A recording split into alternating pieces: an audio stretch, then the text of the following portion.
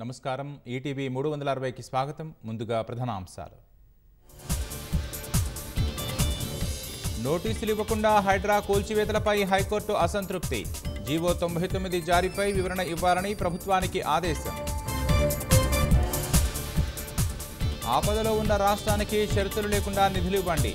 కేంద్ర అధికారుల బృందానికి మరోసారి ముఖ్యమంత్రి విజ్ఞప్తి. ఇండోర్ తరహాలో గ్రేటర్ హైదరాబాద్ని అభివృద్ధి చేద్దాం.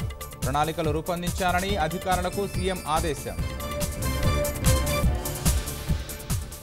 రేపు పీసీసీ అధ్యక్షుడిగా మహేష్ కుమార్ గౌడ్ బాధ్యతలు. గాంధీభవన్లో కార్యక్రమం హాజరు కానున్న సీఎం రేవంత్. అధికారుల నిర్లక్ష్యంతో హైదరాబాద్లో చెరువుల విధ్వంసం. అవినీతికి బలైపోతున్నాయన్న విశ్రాంత ఇంజనీర్ లక్ష్మీనారాయణ. జమ్మూ కాశ్మీర్లో ఉగ్రవాదుల ఎదురుకాల్పులు. 2 సైనికులు వీరమరణం, మరో 2కి తీవ్ర గాయాలు.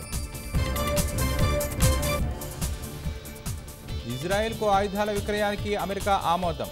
2027 వరకు సరఫరా చేసేలా అగ్రరాజ్యం ఒప్పందం.